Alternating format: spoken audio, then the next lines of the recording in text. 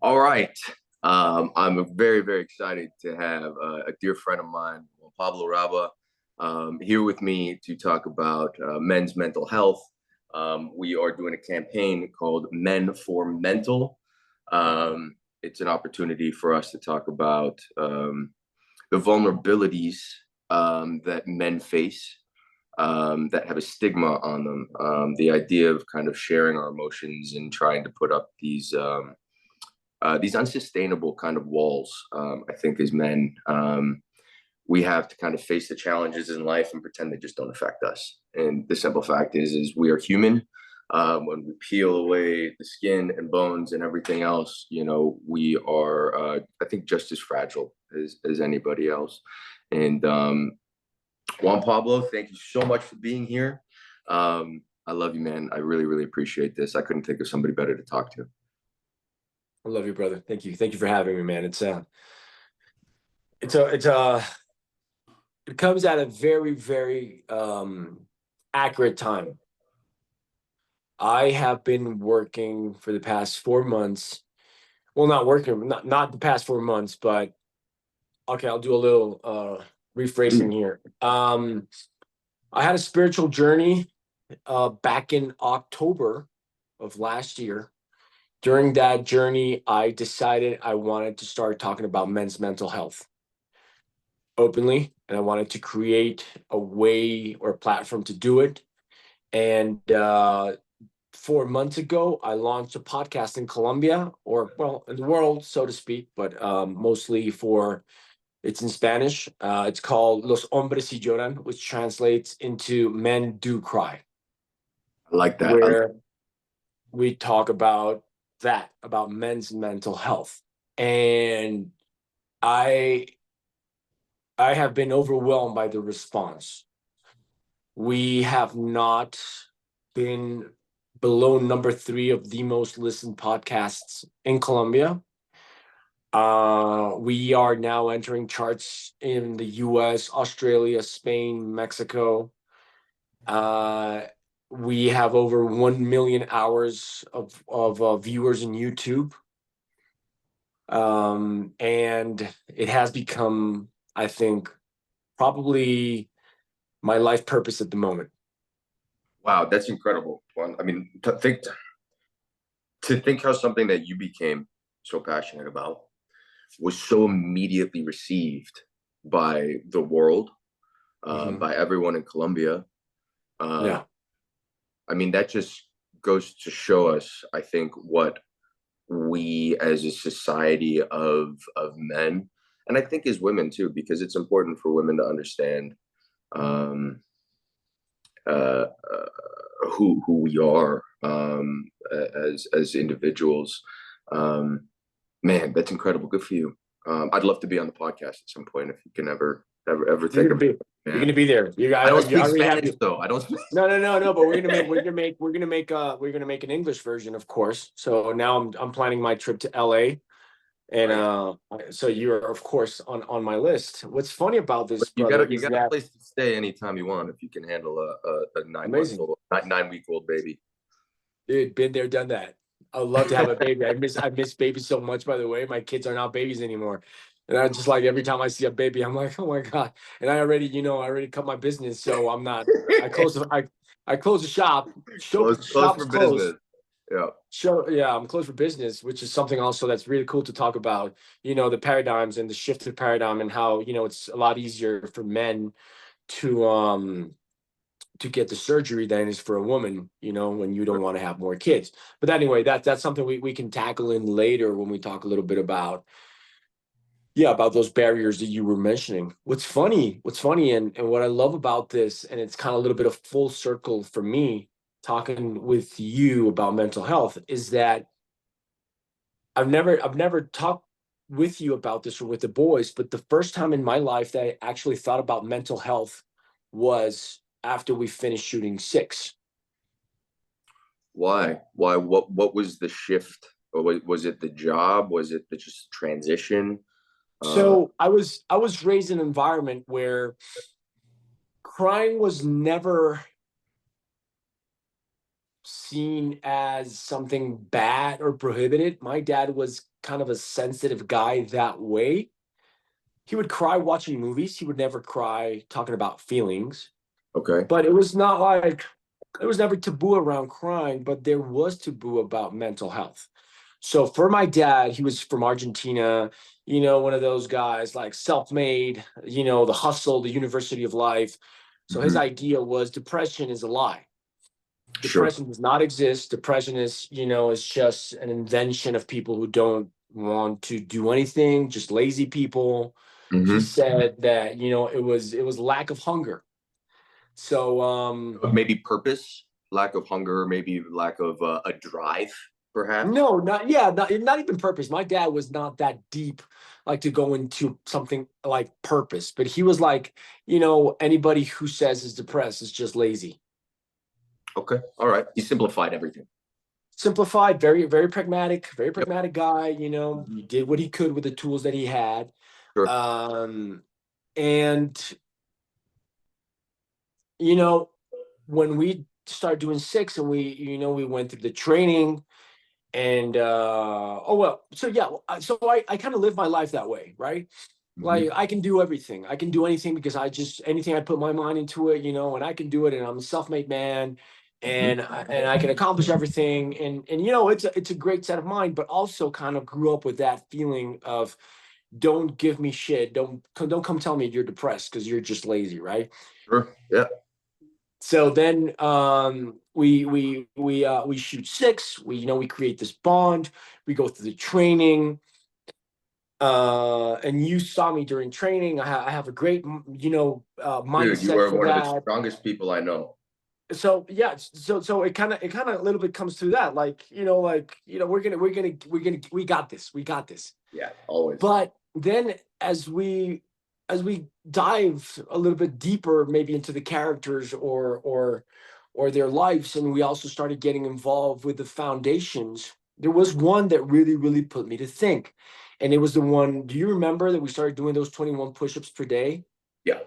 to Yep. honor the lives of, in that time, the 21 former military Sure. men who were taking their lives away.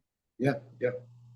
So that's what kind of got me thinking, like, wait a second.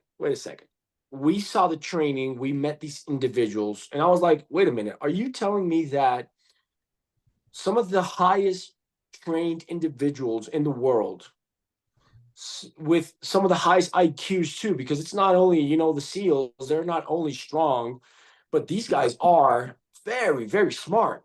Yeah. Brilliant. So I'm like, wait a second. So these guys, they have purpose, right? Apparently, they have purpose. Sure. Yeah. They have a strong mental game. They have a strong and healthy body, Sure. and they are killing themselves. Mm. So that kind of started creating like a little short circuit in my mind. I'm like, that this doesn't make sense in my set of rules for life. This doesn't make sense. Right. And I had never thought about it. I never even knew what PTSD was until we started shooting six. The military in the United States is something very present in society. It's Hmm. not so much in other places that I have lived. Right. So then, as I say, when we start diving deeper into the community, I'm like, this just doesn't make sense. How is it possible that if you live with purpose, if you're healthy, if you have a strong mindset, you take away your life? How can you, what trauma? I mean, of course, combat must be horrific, but aren't you guys trained for that? Right. So, it just kind of sparked something in me like, maybe all this information I have is not as accurate as I think it is. Hmm. So we finished shooting six. We finished second season of six. We are pregnant with our second daughter, with Josephine. And we finished shooting when I was 40 years old, 40, 41.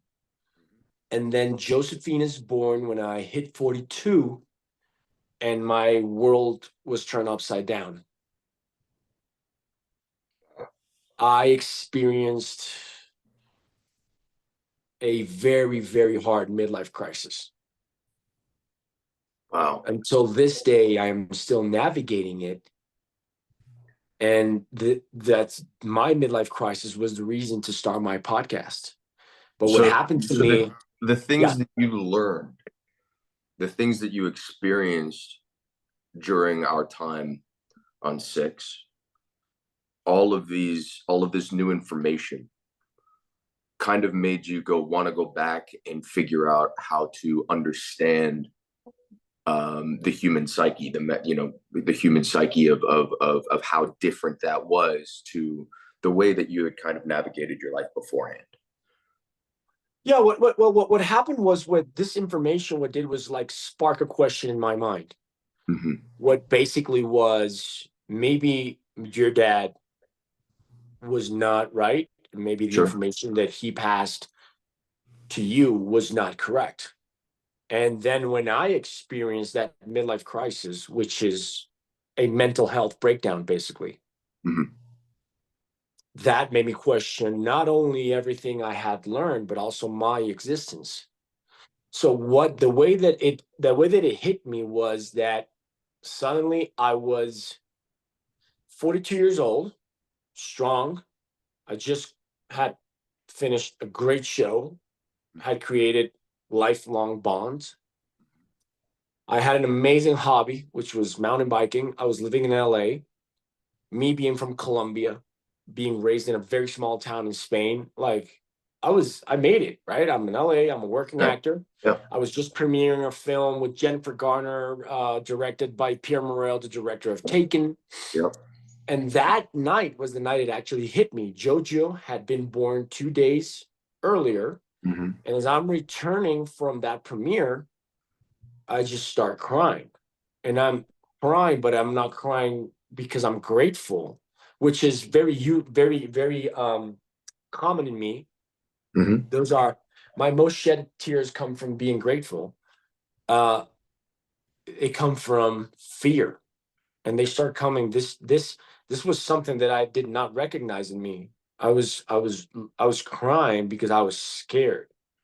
Because when Mm-hmm. my daughter was born, my first after looking at her and looking at her with my kid and just feeling so immensely lucky and grateful, I was immediately hit by this feeling of what the hell did you do, brother? Like you're 42 years old when your daughter's 20, you're going to be 62. Like what are you doing? You're an actor? What kind of job is that? Like how are you going to provide? What are you what have you done? So basically then it's funny, but the place I cried the most was Sunset Boulevard. Mm. Was With all the was posters, with all the everything on the wall, exactly, the buildings, exactly, yeah, the bright exactly. lights, The everything. billboards. This route that I used to make from my house to the agent's office, Every time, to the Soho House, yeah. to the premiere, to the auditions. This road that meant success for me because the first time that I even considered going to LA, that's the moment I remember just driving through Sunset Boulevard and thinking, this is it, man. Yeah. So now that road meant fear, meant regret, and just starting creating this feeling inside me of saying, this is wrong. And just the anguish kicked in and the hopelessness too. And I hit, some time without work and just everything kind of piled up. And one day, and this is the day I really, really acknowledge something is going on. I'm driving to Sunset once again, and I think maybe if I'm not around, things will be easier. Hmm. You questioned everything. You questioned No, I question my life. the. I question the idea of being alive. Do you think that was? because some a switch had turned in you, or do you think that had to do with the responsibility of being a father to a family? Do you think that had changed because of the things that you had valued most, that you defined yourself, that you valued most, which was the acting and the success of making it in LA, all of a sudden just was redefined, and it just didn't mean the same thing to you? Or do you think there That's was just exactly that is it? Yeah. that's exactly what it is. You know, they're telling you since you were born what it is to be a man. Yes. They tell you that a man, especially in a society like the American one, the US, they're telling you that your only worth is how much you make. What do you have? Where do you live? What car do you drive? Where do you send your kids to school? Mm-hmm. How much are you worth? I'm going to just make a small parenthesis here, but I will never forget one of the first times I'm in LA. I had not moved there yet, and I'm talking to two producer friends, and they're talking, yappy, yappy, yappy, and suddenly one says like, "Hey, do you know how much so and so is worth?" And I'd never heard that term in my life. And Right. How much a human being is worth, right? And I this just turn around and waiting to see what he's gonna say, and he says like, "Oh yeah, he's worth 50 million." And I remember my jaw dropping. I'm like, did this person just put the word worth associated with money to a human being? sure, yeah.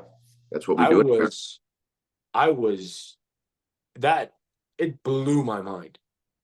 I honestly thought he was gonna say like he's got a foundation. He's the way he's helping people. He's Right. such an amazing human being. Got a He's family, yeah, whatever. Yeah. wow, dude. So going back to my thing, yeah, suddenly I'm 42.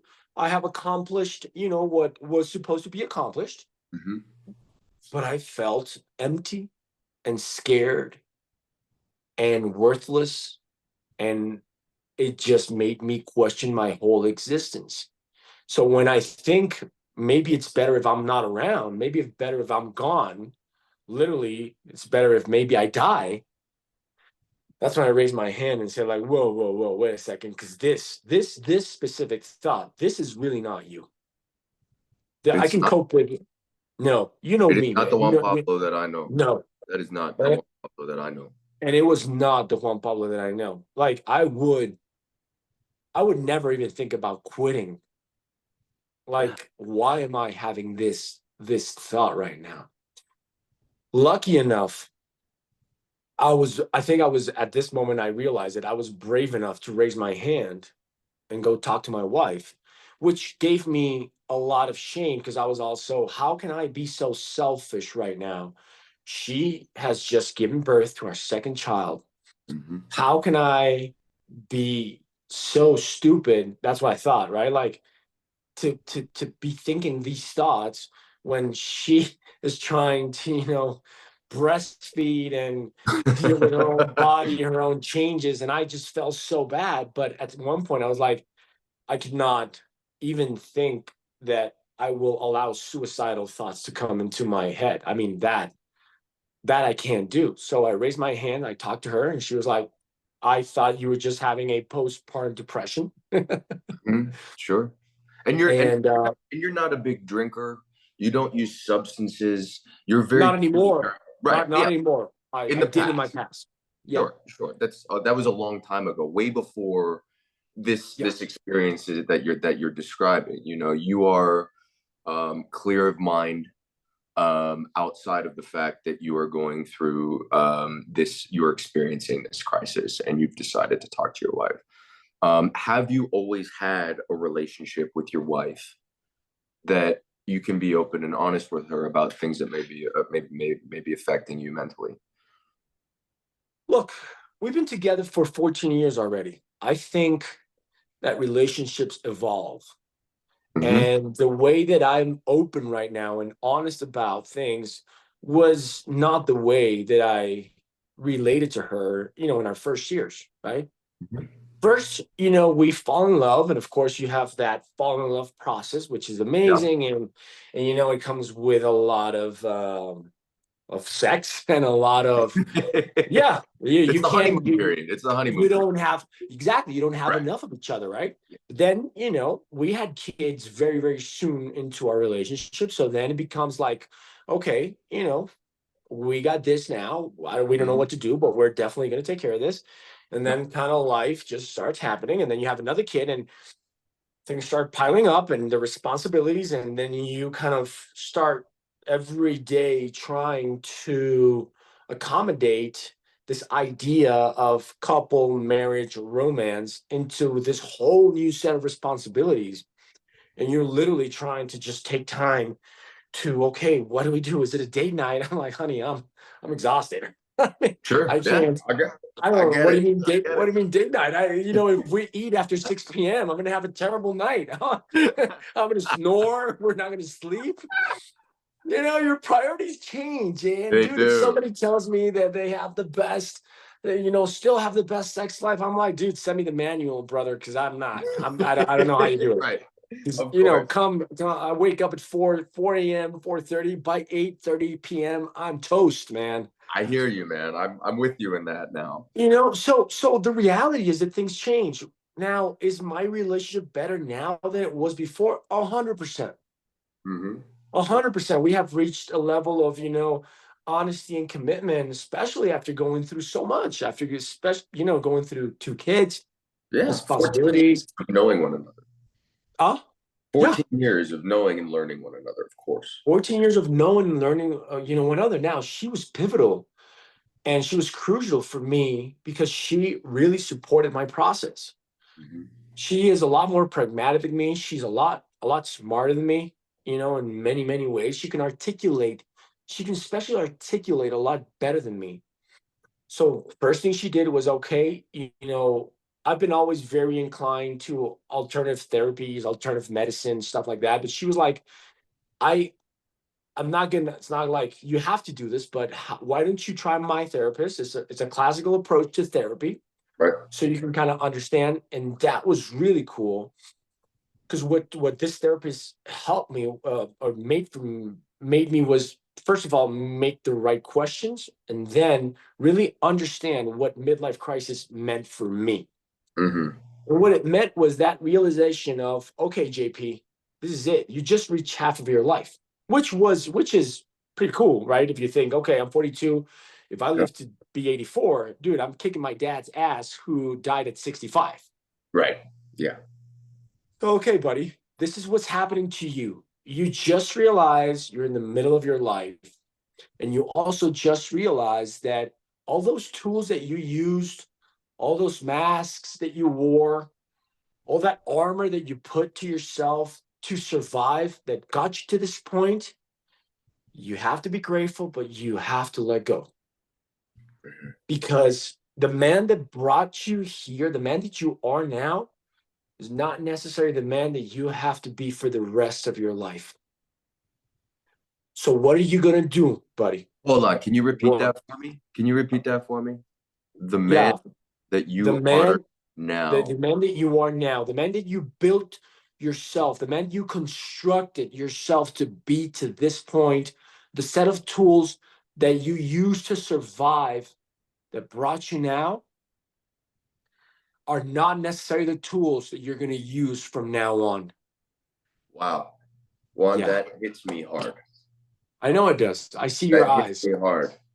Yeah, man. Not the way I ever thought of where we are, how we live. I'd never thought about that. I've constantly thought about surviving and building the foundation to be able to keep going and to convince myself that where I am is safe, and also to be able to take care of the responsibilities that I have in my life, my family, my wife, my family that I grew up with, that I love. Um,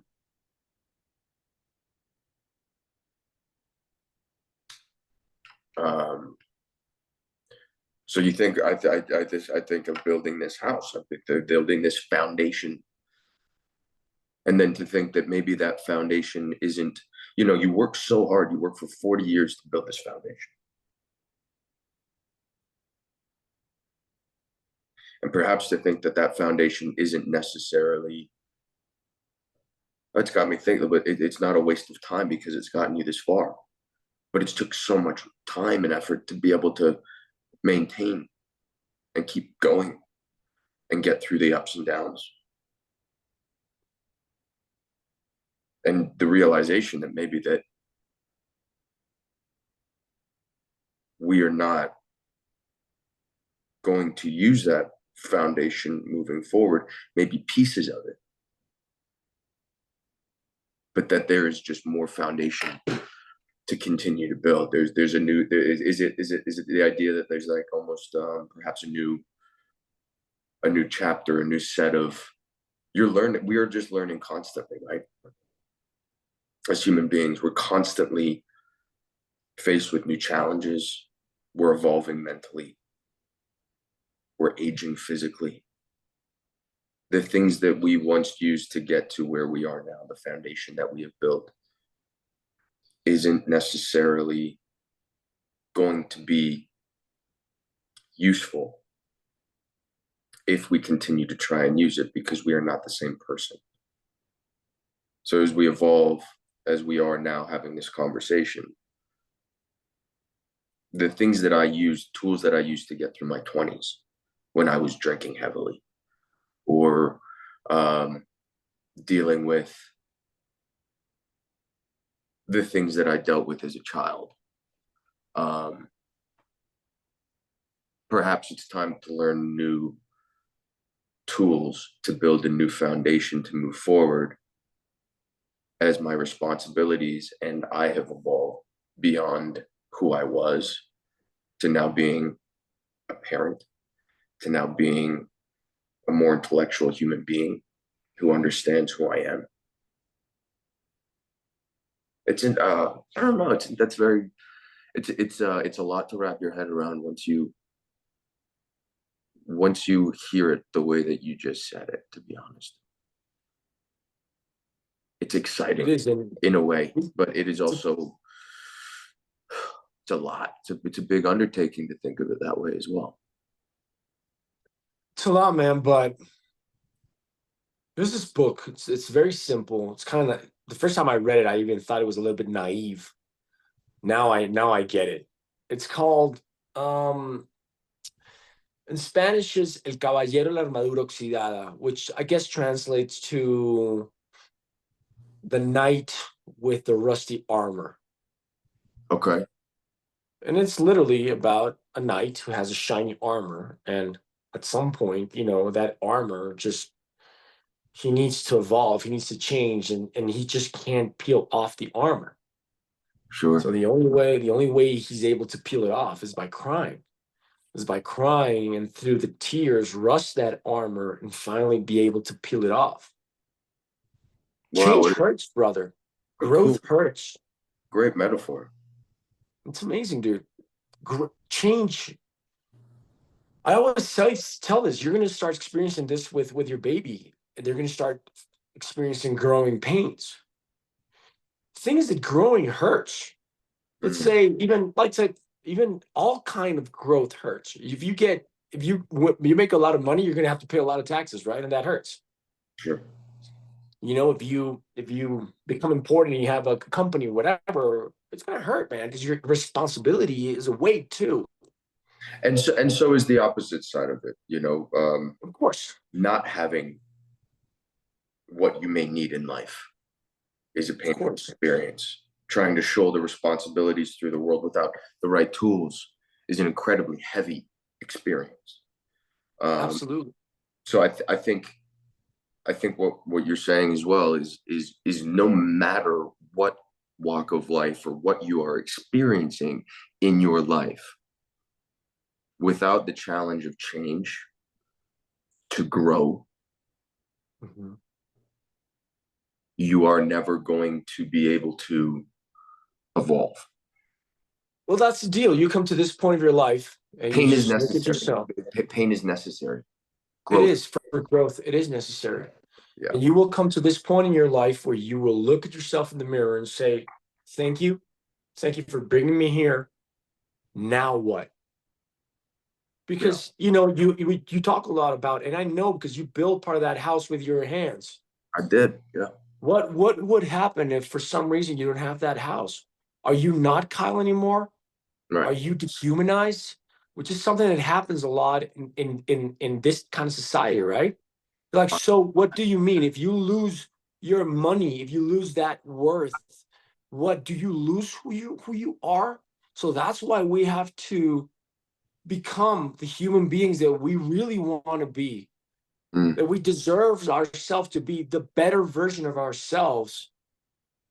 At some point, we really need to work on that. But to work on that, you really have to dig deep and you have to go through childhood trauma. You have to go through past relationships. You have to go through past mistakes. You really have to face those. If you hurt somebody, like those 12 steps, you will probably need to go and say, I'm sorry. Mm. You know, Yeah. like, and the only, and you do that because you want to get rid of all that weight. Because at some point you just get tired, man. It's Yeah. exhausting. Mm-hmm. It's exhausting. Like all that, like you said, the drinking, the booze, the drugs, you know, the women, the going out, the whatever. All Yeah. you're doing is just, you know, you're covering yourself with this false idea of what it is supposed to be a man. Yes. I And agree. it's so heavy because it's a constant fight between your head and your heart. Yeah. Your head is receiving all this information, dude. You know, you got to get the money, you got to get the bitch, you got to blah, blah, blah. Right. Imagine for all these kids, right? But your heart is telling you, wait a minute, but that doesn't feel in essence what I should be doing. But I want to fit in. I want to be part of the cool kids. I'm going to be marginalized if I don't, you know, smoke that weed, if I don't take that Right. drink. Yeah. And that's the way how you live. And suddenly you're 40, you're 40 something. And you're like, you know what? I actually don't want to take that drink. Yes. I actually don't need that bump. Right. This is not who I want to be. Yeah. I want to be something else. But even if you decided, even if you're sober, because you are right now, and I can only congratulate you and applaud you. I'm so fucking proud of you. There's still a lot of things that we carry, right? And what is beautiful about trauma, and I read this in this amazing book called It Didn't Start With You, is that if you heal, if you heal trauma in the present, you're healing trauma in the past and in the future. Mm-hmm. This I is one agree. of the most powerful concepts that I have ever read. If I can if I can deal with my shit right now, I am liberating all of my past, my ancestors from that shit. Because if I'm living it, if you're living it, whatever it is that you're living is because you took the responsibility of going through that. You are going through that pain because you can take it. And we have to be able to work around that. We have to be able of now, you and I as men, really understanding what it really is to be a man. I absolutely agree with that. I absolutely agree with that. I think it is our responsibility as human beings to take responsibilities for ourselves in general. And that incorporates our choices, our decisions. Um, there's cause and effect in science, right? For every Science. action, there is a equal reaction in the world. And you know, we are tasked with this kind of impossible expectation to figure out who we are and how the world is supposed to work, and how to have a family, and all these expectations that the world puts, societal expectations the world puts on us. And one of the biggest things, um, when I decided to stop drinking, I recognized that I, I had been battling some kind of depression for a long time. And for me, drinking provided escape. And in that escape, Oh shit! Sorry, there's an earthquake. there is an earthquake. I can see it. Mama, ¿estás bien?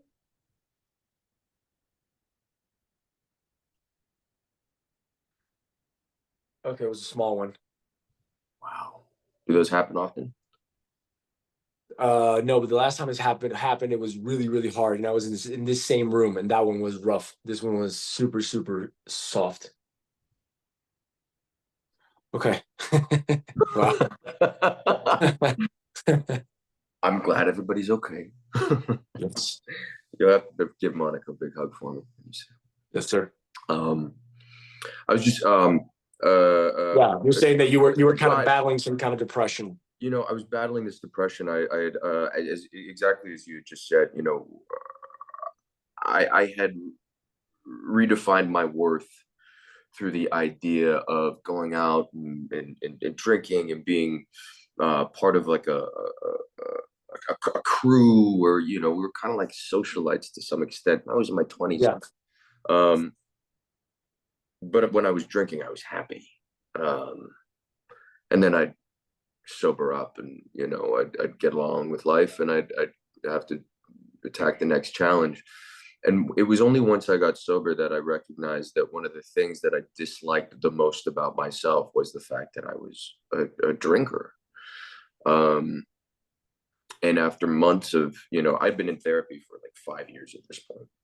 I was going to see my therapist like once a week, once every 2 weeks, trying to get through trauma, trying to get through things that I knew I needed to tackle before I reached the stage in my life where I wanted to have a family, because I didn't want to bring those things to the table once I was fortunate enough to hopefully meet someone that I wanted to have a family with. And for me, it came down to like my inner child. And I remember this as a kid, and this all changed in like high school. Like I can almost remember the point where I went, it's easier to be part of the cool kids than it is to stand up for what I knew was right. It's Mm-hmm. easier to have a drink and blend in with the cool kids than to do what I knew was right, which was wake up and play sports to the best of my ability, which is what I loved as a kid. To go play hide and seek, to go do whatever it was as a teenager that I actually truly enjoyed. But it was easier to blend into the crowd and become one of the sheep than it was to stand up and be who I wanted to be. And then cut to me at 35 years old, and I'm running this rat race with people that I don't even like, doing things that I disdain, thinking that it's going to give me worth. And no wonder I don't like the person who's looking at me in the mirror in the morning. No wonder I'm depressed. I'm trying to be somebody I'm not. And I'd been trying to be somebody I wasn't for 20 years. 20 years of this false identity, trying to be cool, when all I wanted to do was play sports and draw and paint and write and be a comic book nerd.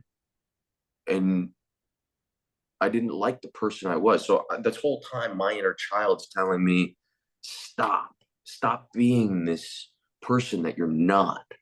But I'd done it for so long that I didn't know how to go back. I didn't know how to find myself. And so 6 months sober, I wake up one morning and I look in the mirror and I like the person I see. I like the person I am.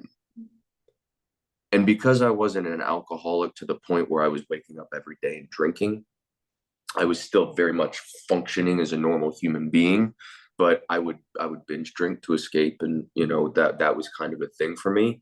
My therapist turned to me and said, "You know, Kyle, you're not like an alcoholic. You know, if you wanted to, you can go back and have a glass of wine if you wanted to." And I thought about that hard. Mm-hmm. And I looked in the mirror the next morning, and I loved who I was. And just the idea of having a glass of wine felt like such a betrayal to the inner child Mm-hmm. who I had found again, that to this day, and I'm friends with other people who are sober, I'm friends with people who are in the program.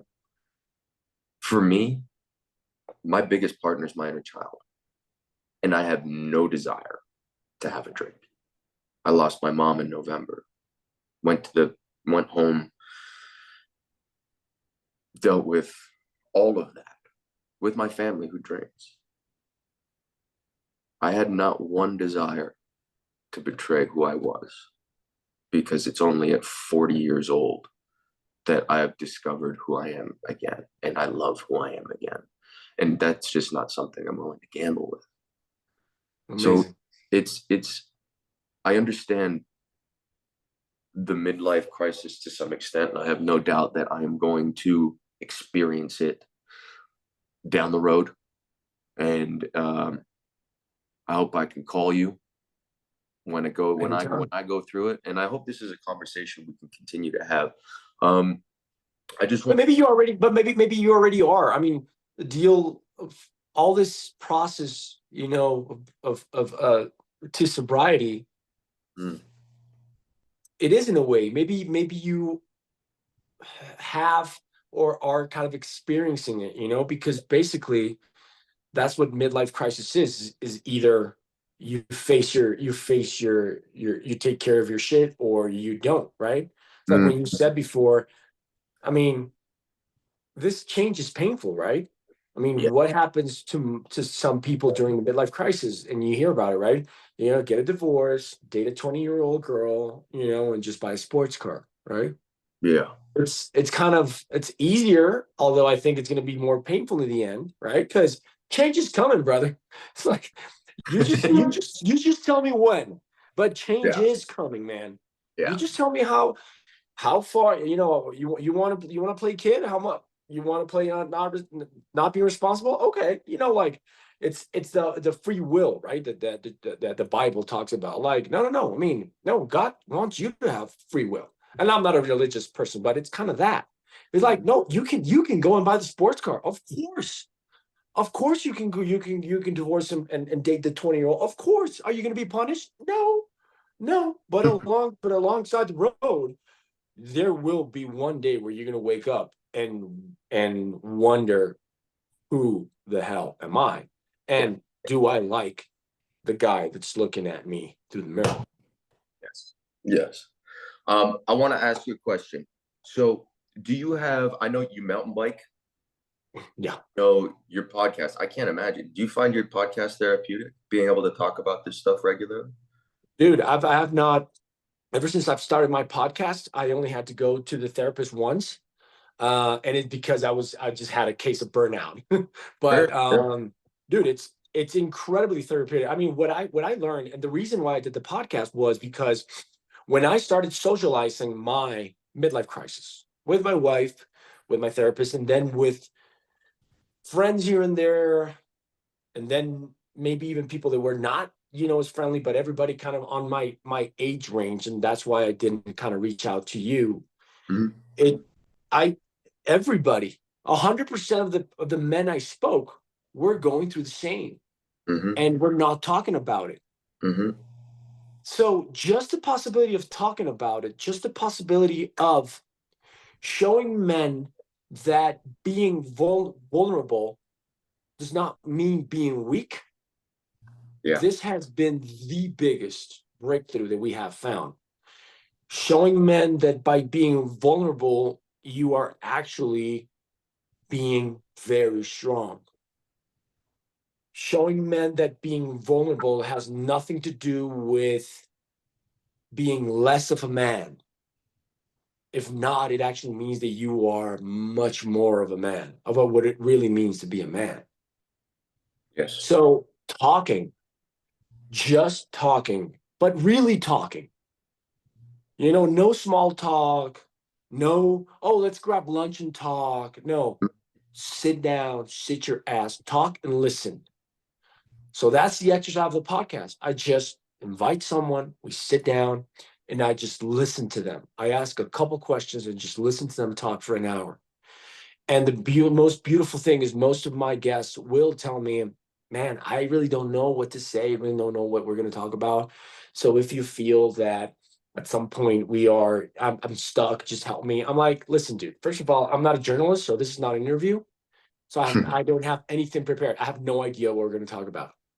Yeah. So this is the conversation. Brother, I will only have to ask a couple questions. These men will not shut up. They want to talk. We innately need to talk. We We need to get things need off. to talk. We Yeah. need to talk. And people sometimes say, "Oh, men don't talk." And the other day, I had my best friend, who's fantastic because he's completely opposite than me. Never been to a therapist, does not cry, like complete different guy. But he says, like, like it's not that I don't talk; it's that I never get asked the right questions. That's cool. Yeah, man. You just got to ask the right questions sometimes. You just got to ask you, but you got to be willing to listen. If you always, that's why I don't like to prepare my talks, because you can't go into a conversation with an agenda unless you're doing an intervention of some sort, Sure. or you really need to tackle something that's bothering you. Mm-hmm. Then you have an agenda. But if you really want to just listen to someone, dude, I'm going to be honest with you. I didn't even read the questions that you sent. I don't care. Right. I don't care. Right. I don't care, because I know that this is going to flow into many directions, and Mm-hmm. we have a time, we have a beginning, we have an end, which, Sure. it's, but other than that, and like you said before we started recording, maybe it's 15 minutes, maybe it's half an hour, maybe it's the full hour, maybe we need a part 2, whatever it is. But I want a part 2, a part 3, a part 4. I want this to be we need to allow ourselves the possibility, and this is also part of ingrained in our system, right? It's all work. We don't, you have to produce. What are you losing time? I remember I have a great anecdote with one of our good friends, right? And I can say that loud right now, no problem. But I remember during the pandemic, Edwin posted something like, if you come out of this pandemic without knowing a new language, having a new degree, or have opened a new business, you are losing you're lazy, you're losing your time, something like that. Sure. And I read it, and I was like, damn, man, I can tell you have no kids, right? Like, dude, and it's funny. You're like, dude, yeah, no, I apologize. Yeah, you're completely right. Like, we have this thing, this information that we have to grind. It's all about the grind. It's all about the hustle. It's all about the profit. Make. And this also has not allowed us for the space of, you know what? Today, I need to talk with a friend. Mm-hmm. I really need to talk to a friend. You need to have that security, that safety net, that human resource around you that allows you that space to be able to just say, you know what, man, dude, I don't know. I don't know what I'm doing. I don't know where I'm going. I don't know how I'm going to deal with this. Mm-hmm. Sometimes that's all we need. Because we don't talk to people for answers. We talk sometimes to just be able to hear ourselves and get out of our head, because that's what the main problem with men. We are like pressure cookers, because we are always in our head. We're always here. How am I going to solve this? Okay, this is what I'm going to do. Oh my God, 10 years from now, how about Bob? And this all starts building up. You are right. Yes, that's It builds exactly up. how our brains work. And it's just pressure, dude. And what's scary, the scariest part are the numbers, are the facts. Of every 10 suicides, 8 are committed by men. Mm-hmm. So, well, aren't we supposed to be super strong? Aren't we supposed to be, like the gods of the Olympus, and people are supposed to, Yeah, right. They write stories about it, but we're supposed to be. Right? We're supposed to be human. At the end of the day, we're supposed to be human. Exactly. So we're killing ourselves at this ratio. Like, what is wrong with us? Yeah. So that's the whole idea. And that's why I decided to openly talk about my mental health. And we can talk about my addictions, and we can talk about my past. We can talk about anything you want, because that does not define the person that I am now. I love that. I love that. Man, I want to do this all the time. Um, I'll be honest. I've struggled to find people that I can talk to. I went to therapy for a long time. I have a young daughter, a good amount of responsibilities to the point where, as you said earlier, um, it's hard to find time sometimes. I need to make the time. I know. I either need to make the time to go to therapy, or I need to make the time to call you once in a while because it's a lot. There's a lot that we shoulder as human beings, as people, and it's important to have an outlet. Um, I can't. I'm going to tune into the podcast. Um, I need to check it out. I'm so proud of you. I love you. Um, I will say that, like, we were lucky enough to do a show together 5 or 6 years ago. Um, I think about you very often. You've inspired me in so many ways, um, from your family, your choices, who you are as a person. I love you, man. I really do. I've missed you. I'm so glad that this has brought us back together. Yeah, man. I am so, so proud to know you as a person. I'm so proud of you as a man. I genuinely mean that. I am lucky to have you. Dude, I feel exactly the same way, man. Um, and if you asked me today what being a man is, like, this is it.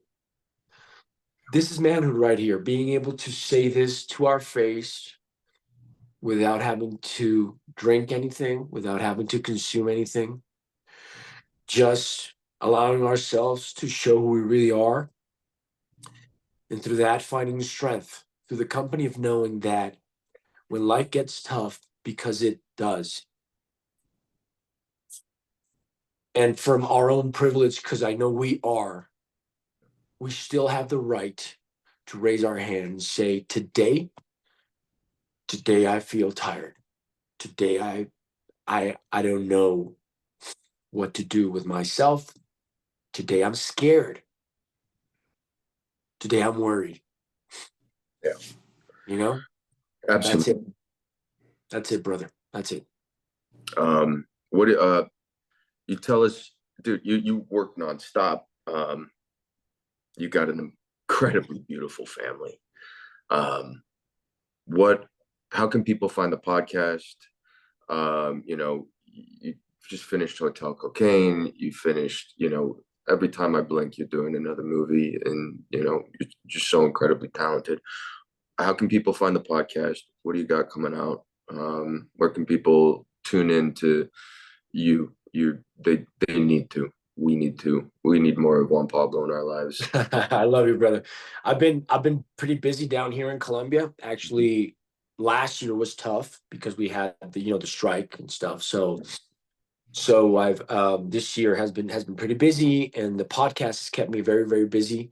But yeah, I have a kind of a folk thriller coming out sometime maybe later this year or beginning of next, called The Whistler.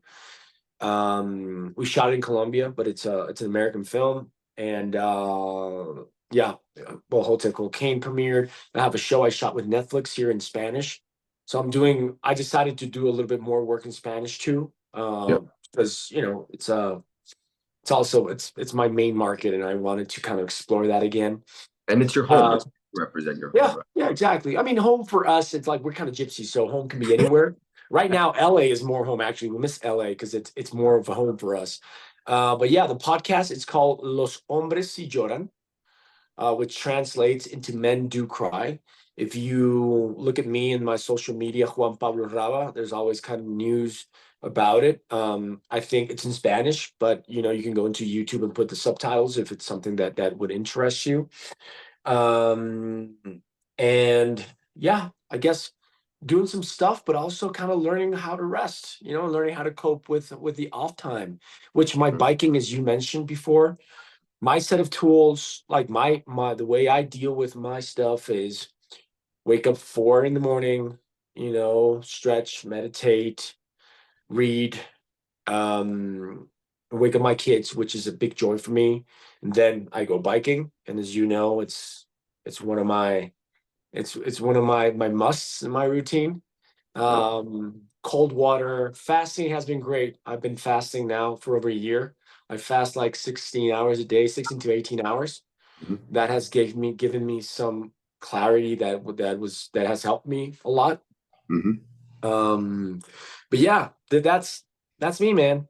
That's just a I love guy. it. I love it. Let's continue this conversation another time. Thank you, Absolutely. Dennis. Give all my love to the family, and thank you.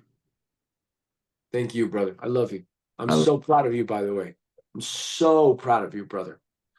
I'm so proud of this guy. I was always so proud of the other guy because I saw you, man. It was I always felt identified with you because, you know, at that point, I was also you. I had also been you. I had also been doing everything that you were doing. And I just looked at you, you know, and felt a lot of empathy and love and also compassion because I knew that it was going to change at some point. Like I knew it with Barry too. Like I just watched you guys. I'm like, I was the oldest dude. I'm like, yeah, been there, done that. Yeah. What do you mean you're going to bed, Juan? I'm going to bed. Don't worry. Yeah. You'll see.